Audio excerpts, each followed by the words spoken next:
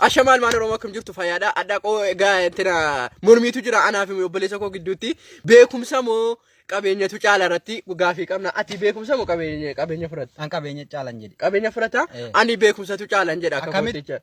Beekumsa caala akkamitti beekumsiif caala? Akkamitti caala beekumsiitu maallaqni hin jiraatin? Maaliif hin caalu? Tu beekumsi kun hin jire jawaalee akkamitti dhufa? Itu beekumsi hin jire. Itu maallaqni hin jire jawaalee eenyuun ni bitata? Beekumsa qabaatee nan jawwaala miti ofii manatti deemee sii dhufa miti. Ofumaan beekumsa keetiin namni manatti fidu jiraatuuti maallaqatti hin kafalin. Bareeda boo. Yaa akki obboleessa kiyya beekumsa caalaan si jedhe silaa ifaan utuu jiru. Ani sadaqaa maallaqa caala jedheera. Beekumsa akka inni caalu sitti himu. Beekumsi kun utuu hin jiraanne ifaan amma biraatiin nu jala teenyu jawaalli kun iyyuu hin jiru. Ituu birriin hin jiraanne jawaalli kun hin jiru. Akkamitti dhabama beekumsa qabaatee nama wanta fedhe dhufa. Hin beektaa ati garuu. Birrii yoon qabaatii waa tokko manatti siin dhufu kana murti jala.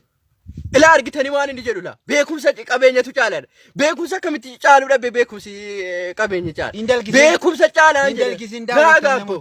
Yoo birri jamaa wanti siin biyyaa yaatanii birriidha moo beekumsa? Beekumsa caalaa beekumsa jamaa miti. Yoo Israa'eliin ta'ima namni baan fedhe beekumsaa biyyaa yaada. Waa bare miti.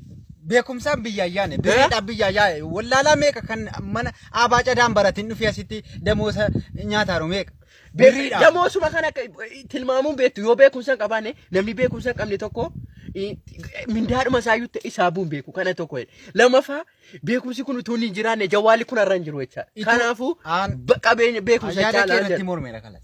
An beekumsa caalaa beekumsa caalu birrii caalee dheera. Beekumsa caalaa siin jedhe miti. An birrii caalee dheera kalas.